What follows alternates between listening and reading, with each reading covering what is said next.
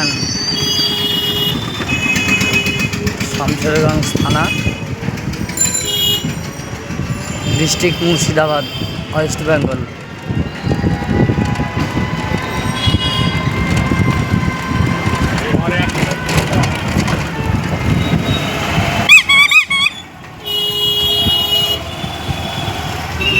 খুব সকালে এসেছি তো, তাই রাস্তাঘাট সকল কিছুই ফাঁকা। একটু বেলা হলে যানজটে ভরপুর হয়ে যাবে।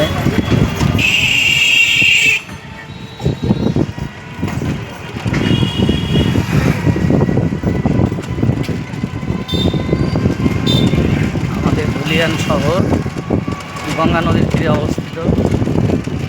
এই নদীটা খুব জনপ্রিয়।